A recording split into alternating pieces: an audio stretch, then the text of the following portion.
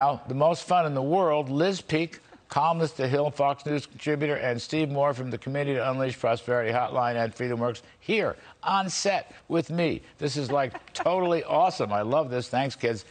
All right. Now, Liz, let me go to your piece.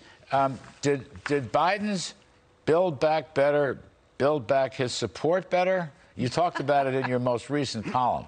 No, I think the important thing is it will not do that. I started off writing this because some astonishing polling came out showing that Americans are completely indifferent and not moved by the $1,400 checks that were sent out in the summer from the Treasury or the child tax credit checks, which began going out at the same time. So 80% of Americans said that didn't help them very much or at all, which I think is pretty amazing. And by the way, Biden's polling deteriorated during the time that people were getting checks for breathing. I mean, that's basically what we're talking about, right? Well, so not great. Not great. Being of a certain age, a good age, by the way. Wait a minute, what?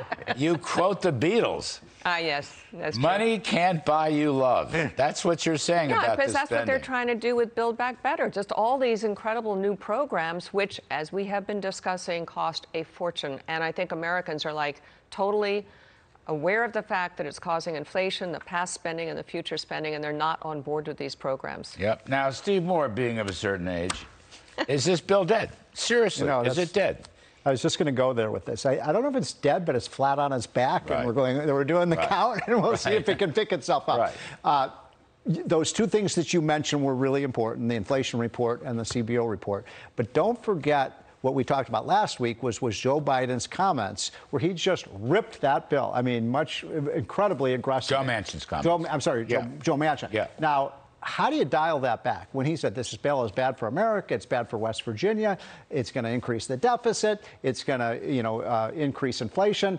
I think he has a hard time voting for this bill. So I'm going to say this. Right now, there is no doubt in my mind that Joe Biden does not have 50 votes in the Senate.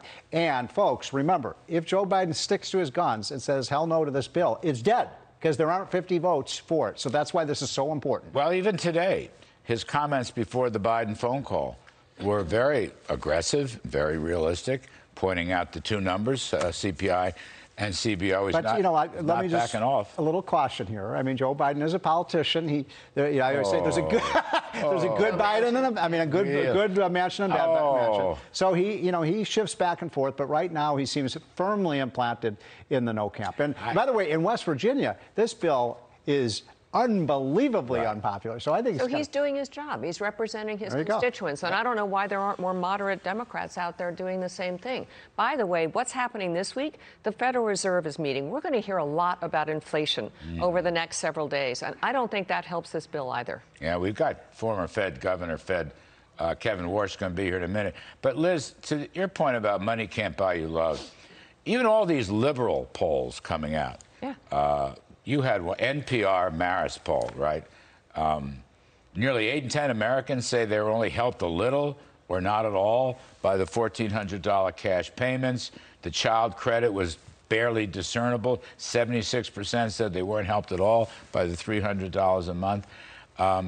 69% disapprove. This must be the ABC Ipsos poll. 69% voters disapprove of Biden's inflation performance.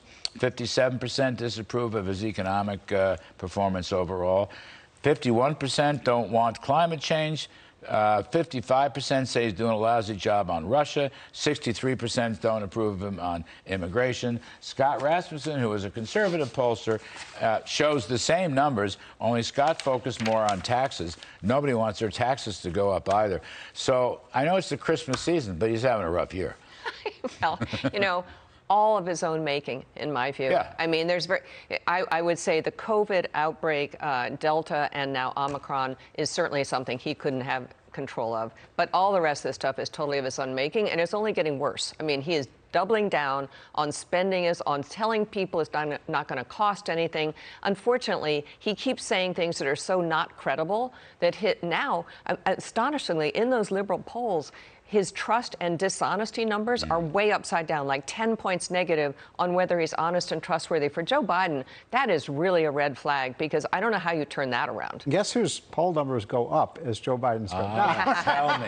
Tell me. It's very interesting. You know, Donald Trump's numbers are rising. And it's not because of his wonderful personality, which you and I like Donald Trump a lot, but it's basically his policies, Larry. And I can't tell you, people come up to me now and say, you know, I don't even like Donald Trump. I didn't like the way he acted, but I love what he did for the country. So I think it's a really fascinating. Can I just a couple quickies, though, on this political tester from Montana has been sounding very anti-BBB. He should. Lots. I've seen all these quotes from John Tester. I kind of like that. And other people are telling me there's closet nay votes. There's about 6 in the Senate. Nevada, from New Hampshire. We still don't know anything about this guy. What's his name? Mark Kelly from Arizona. Who has not said a single word to anybody. He's been in office over a year. Nothing. He's not an interview. And he has to run again. So he needs to kind of, say something at some point. He has to commit himself. I think this would be a very tough vote for Democrats. And so, look, I agree with you. I think it's flat on its back. Let's hope it's down for good. What about this CBO stuff? I mean, I think, first of all, you and I are going to have to give CBO probably more credit than we ever have in our professional lifetime. That's point number one. Point number two, they did the Lord's work. But point number three, the Yellen memo to the senators said they wanted it to be permanent, but they had to have temporary for a consensus. I mean, isn't that like the handwriting on the wall? Somebody should really fess up over there. So how dare CBO tell the truth? That's the Democrats' reaction. No, that's right. How dare they tell the truth about this bill? This is the first time. You know, it's pretty obvious that these programs are going to be permanent if they ever pass. Look at what happened to the cost of Obamacare. Just take that as an example. It's now costing 2 or 3 times more than it was expected to. So if anything, I think actually the CBO can still lowballing some of these numbers in terms of, somebody tell me, when's the last time an entitlement program went away? And never. When's the last time raising marginal tax rates on large businesses, small business, individuals, capital gains? You know, Wyden, the Senate Finance Committee chair, he's still arguing for his wealth tax, unrealized capital gains. Only it's not just billionaires now. It's come down to millionaires, probably come down some more. Nobody likes this stuff, but the CBO is giving too much revenue credit. The deficit will actually be bigger. Well, actually, they're giving too much credit also to the IRS ramping up. Is that what you're talking about? The 80,000 new agents, which everyone agrees is a baloney number. Snoop. Yes, that's the Snoop number. That's right, the Snoop tax. Look, these numbers don't add up. And also, there are things in this bill that are wildly unpopular, like amnesty. There's been polling on that. I cannot imagine that the more the time is on our side. The more people find out about this bill, the more they don't like it. And again, this inflation thing, they keep saying it's peaking. How foolish of the Biden administration, Joe Biden, to come out and say, well, that's it. Now it's over. Now it's peaking. He doesn't know that. I mean, honestly, I think that was just another incredibly boneheaded decision. Under the other president that you worked for, Ronald Reagan, the highest tax rate when you came in was 70. Went down to 28%. And over that period, tax revenues went up by 50%. Yes, indeed. And they went up big time after Trump's corporate tax cut. There's a great book on that. Did you? Yes. About Kennedy and the Reagan Revolution. Right. John F. Kennedy and the Reagan Revolution. Thank you. Did you get Newt Gingrich thing today?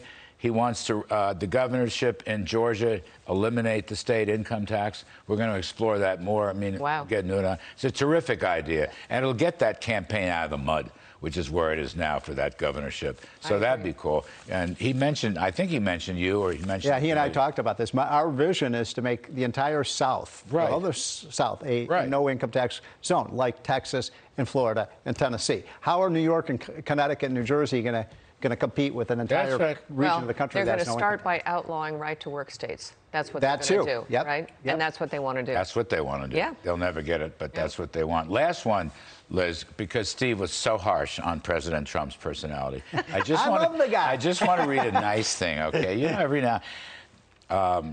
you do not have to be Christian in America to enjoy the Christmas season, according to former President Donald Trump on Newsmax, who denounced the woke trying to cancel Christmas. America loves Christmas, Trump tells Mike Huckabee, da-da-da-da. And whether you're Muslim, whether you're Christian, whether you're Jewish, everyone loves Christmas, and they say Merry Christmas until these crazy people came along and they wanted to stop it along with everything else. Amen. Now, you got to say, that's very cool. I mean, he's got a heart. He does. He's got a heart. Well, he's got the feel of the people, and everybody loves Christmas. Let's just admit it, right? Unless you're some really angry little person sitting in your office somewhere and just tweeting like mad about negative everything. Everyone loves Christmas. And really, it shouldn't be politicized. It shouldn't be politicized. I agree. He feels the pulse of America. And that's something I don't think Biden on the left does. They don't really understand what makes Americans tick. All right. Committee to Unleash Prosperity has big Christmas dinner tonight. It's going to be fabulous. Fabulous. Donald Trump, I love you. I know. We do. We do. And despite woke cancel culture, America loves Christmas. Just saying.